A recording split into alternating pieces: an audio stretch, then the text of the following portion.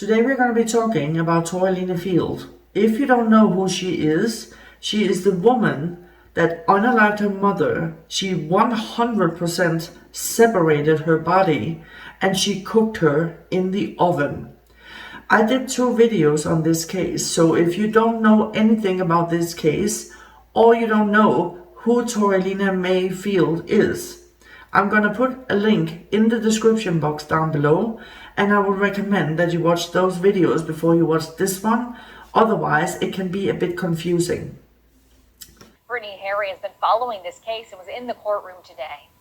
This is the first time we are seeing Torilena Fields since her arrest last month in connection to her mother's death. She appeared via Zoom today from the Bourbon County Jail because that's where she's being housed right now. Meanwhile, her family says it was hard to see her. We're looking forward to the depth and the thoroughness of this investigation. Right now, Torilena Fields remains behind bars in the Bourbon County Jail. Her attorneys entered a plea of not guilty on her behalf.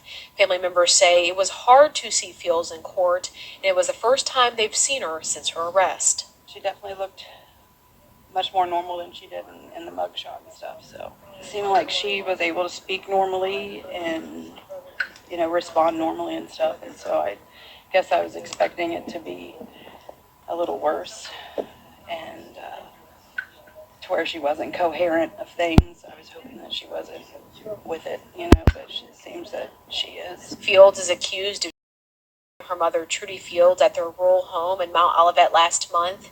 Fields allegedly dismissed until they were charged, according to court documents. She didn't seem different to me. Her mind didn't seem like she was screwed up, or she was very alert and paid attention to the judge. So I don't think there's nothing wrong with her. Fields is facing several charges, including murder, abuse of a corpse, tampering with physical evidence, torture of a dog, and obstructing governmental operation. The reason I'm recording today's video is because I actually received a call from Slab City. And I was a little bit nervous because in my prior video I actually said that place terrifies me. I would never go there. Night or day, it's never gonna happen. Because the whole scenery of Slab City reminds me of that scary movie, The Hills Have Eyes. It's terrifying to me.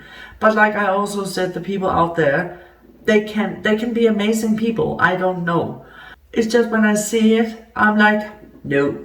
But I was contacted by a guy that used to live in Slab City. And this guy, he knew both Truitt Field and Torilena Field, brother and sister. He moved there in October 2023. And Truitt Field and his sister Torilena, they were already living there and they didn't leave the place until May 2024. So this person actually knew them for 7 months. We're gonna call him Michael because this person that contacted me wanted to stay anonymous because he still have a lot of friends in Slab City that could be in a lot of danger if he start talking. So we're gonna call him Michael. I was sitting one night when I got a comment in the comment section on one of my videos about Torilena Field. And those of you who know me, I always reply to comments. And when I saw it was a comment on the Torilena Field video, and I saw that this person knew Torilena and her brother, I immediately said, please contact me on my messenger.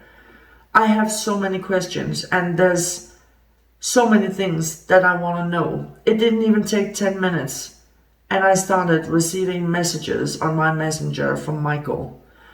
And normally I reply very fast.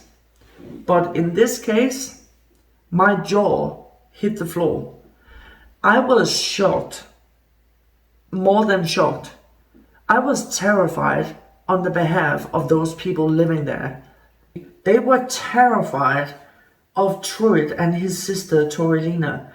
They were terrorizing people and animals. It was insane and completely crazy. And the things that he told me, it was beyond belief. I would have moved straight away if that had happened to me. I can guarantee you that. The first thing that I want to mention is that Truitt Field and his sister Torilena, they are known in Slab City as Bear and May. The people in Slab City, they were desperately trying to figure out who these people were, what their real names were, because they wanted to report them. They even had a motorcycle with a license plate, but no matter how much they checked the license plate, these people, and tried to figure out who they were, they couldn't. They couldn't find any information on them. They didn't know their full names. They didn't know where they were from. They didn't know why they were there. The only thing they knew is that they terrified everyone. Bear and May, they lived in a one-bed, 12-foot camper, and they also owned a motorcycle that they would take turns driving. Bear and Torilena, they did a lot of substances and they were sky high pretty much all the time. They were often seen sleeping together, cuddling on different couches. They would be brushing each other's hair. They would go skinny dipping together in the hot springs. And people said that the closeness between Bear and May was very weird, awkward, and disturbing. They actually believed that they were a couple. It was disgusting. So let me tell you what Michael told me. Bear and May, they are known in Slab City as Bear and May. Their real names is Truitt Field, that's the older brother, and then there's Torilena May Field, that's his younger sister. They were terrorizing people. They would just walk into people's houses when they wanted. They would steal people's food and cook it in front of the people they stole it from and would be laughing about it. They would just be walking into people's homes without calling, without knocking, and just act like they lived there and they had every right to be there. They would also start a lot of fires outside people's homes. They would lit different things on fire and throw it in front of people's homes while they were outside howling, chanting, and laughing, doing their very best to scare people and keep them awake. They would also be digging holes in the ground outside people's homes and tell the homeowner that the hole they dug was for their body. So people thought that they were gonna unalive them. Bear and May thought it was hilarious and they would just be dancing around, howling and chanting all the time. Can you imagine how scary that would have been? That's just terrifying. I swear on my life, if that happened to me, I wouldn't stay there for another 5 minutes. There was also a hostel in Slab City. I believe the owner's name was Bob, and he was really good friends with Bear and May. He would actually leave them in charge of hosting the hostel. And when people complained to Bob, telling them about their fears about this couple, he didn't listen, he just ignored them, probably because he trusted them and they were his friends. And when you looked at the comments online about this hostel, there were hundreds of comments from people who rented these homes at the hostel, and most of them were positive, and people were saying that Bear and May were really nice people. So Bob, he didn't listen to the other homeowners in Slab City. At one point, Bear and May, they found an abandoned camper and they decided they wanted to bring it to the hostel. It's not clear why they wanted to take the abandoned camper to the hostel. Maybe it's because they wanted to live in it themselves because their home was very small. Or maybe they wanted to fix it up and be a camper they could rent out to tourists so they could make some money. We don't know. But when they brought this abandoned camper to the hostel, a male, unalived body was found inside the camper. Bear and May thought that was really funny and hilarious. They were laughing and laughing about this.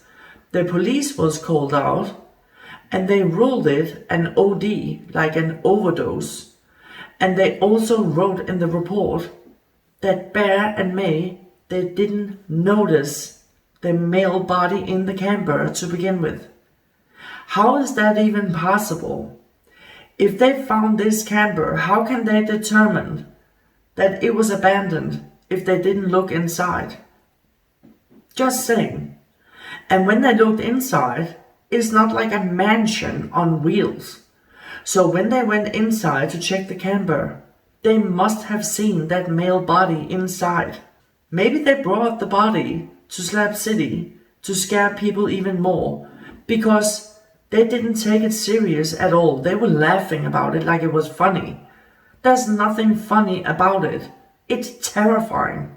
Bear and May, they did a lot of crazy things that normal people would never do. One night, Bear, he walked into a home that didn't belong to him. He was probably thinking that the homeowner was fast asleep. So when he walked in, he was very surprised to see the homeowner just sitting there looking at him, asking him what he was doing. Bear got a bit confused and told him, "Oh, we just got some guests at the hostel, so I need a blanket." And before this homeowner could even answer him, he just grabbed the blanket and left. The homeowner got this very eerie feeling that something was wrong. So he got up, went to the door and opened it and looked outside. To his surprise, the blanket that Bear just grabbed from his house was lying on a chair outside his home. So Bear was lying. He didn't need a blanket at all. So why would he grab a blanket if he didn't need it? Was it a bad excuse to get out of the home? I can't even imagine what Bear's plan was if he walked inside and the homeowner was actually sleeping. Was he gonna unalive him or rob him? Why did he just walk into his home like he owned the place? It's not normal. Another time, Torilena walked into a home very, very late at night. And this time, the homeowner was fast asleep. And the homeowner woke up a bit and got this eerie feeling that someone was staring at him. When he opened his eyes, he saw May leaning over the bed, just watching him sleep, while holding a huge tool in her hand. The homeowner started screaming, "What the heck are you doing? What are you doing in my home?" And May just said, "Oh, I'm just returning a tool that I borrowed." And he said, "First of all, that's not my tool. Second of all, you didn't borrow anything from me. And third of all, I want you out. Get out of my home." Torilena left, and this homeowner, he was shocked to the core. Michael also told me that one night he was sitting in his home, reading a book. Torilena didn't call. She didn't knock. She didn't make herself known. She didn't do anything. She just opened the door and walked into his home like she lived there.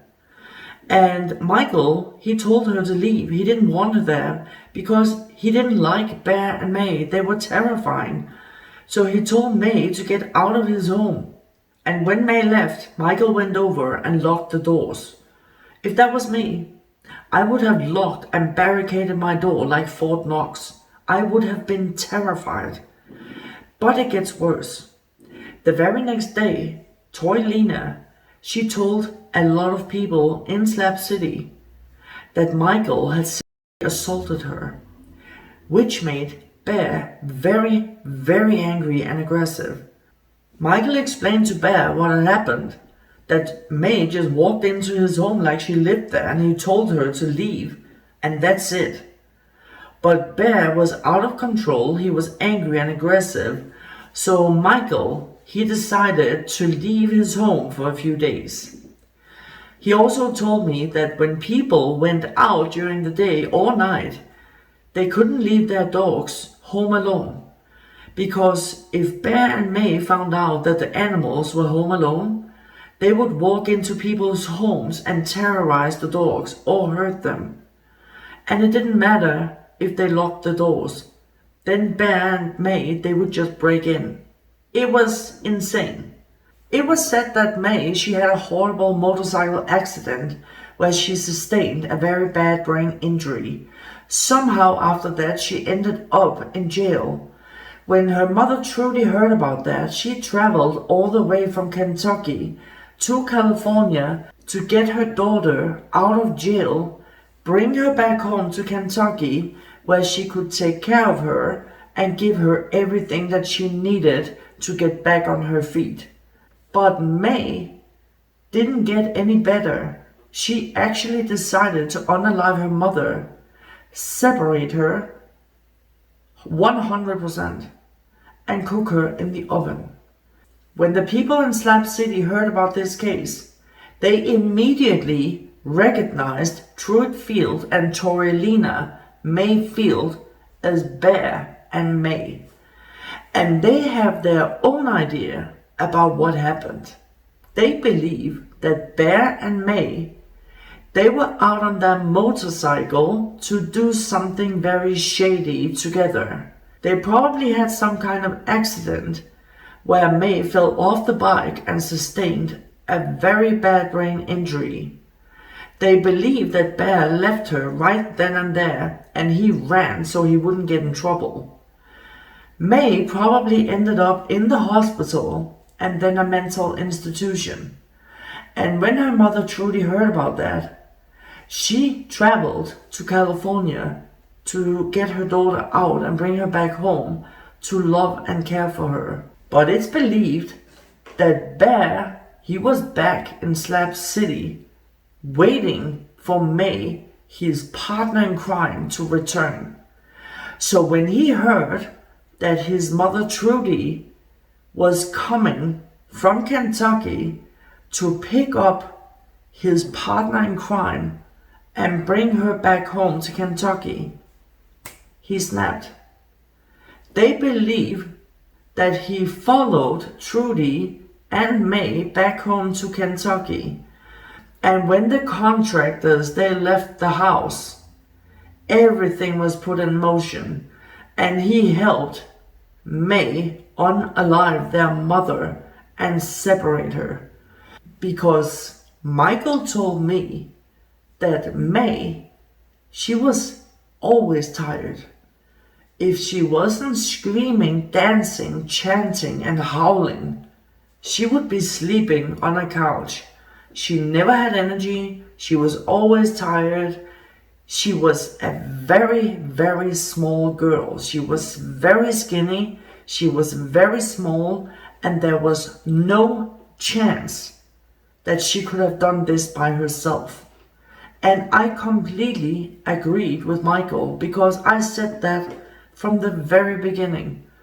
There's too much work being done in this case for May to do this all by herself. I don't believe she did it by herself. She might have been on a lot of substances and, I don't know, gruesome strength and energy, but there's still no chance I believe she did it by herself. I think it's possible that Bear helped her, and when things were done, he ran before the police arrived, leaving Torilena or May to take the fall for everything. That's what I think. And that's exactly the same thing that Michael and other people in Slab City, they believe. Another case from 2021 also came out that involved Torilena and her brother Truitt. Truitt had 3 sons, and when he lost custody of all his children, Torilena was caring for all 3 children in an RV park in a trailer, in a 5th wheel trailer, One day she took Tristan, a 2-year-old boy, and put him down for his nap. The second time she went in the room to check on him, his eyes were open, his lips were purple, and it's reported that she performed CPR on him until responders they arrived. The investigators noted that the temperature in their trailer was very comfortable. There was a lot of children's art all over the walls. There was healthy food in the fridge. Everything seemed to be fine. The medical examiner ruled Tristan's death to be hypothermia. He was only 2 years old when he lost his life. But now, when all of this came out, they are investigating the death of 2-year-old Tristan again. There has just been a hearing where Truitt and Torilena's other siblings came forward and said that Trudy, their mother, she always said that she didn't have a doubt in her mind that her son Truitt and her daughter Torilena, they had something to do with Tristan's death. They also told the judge that they have handwritten notes that Trudy she wrote before she passed away, where she said that Truitt and Torilena, they know very well what happened to 2-year-old Tristan, and they need to come forward and tell the truth.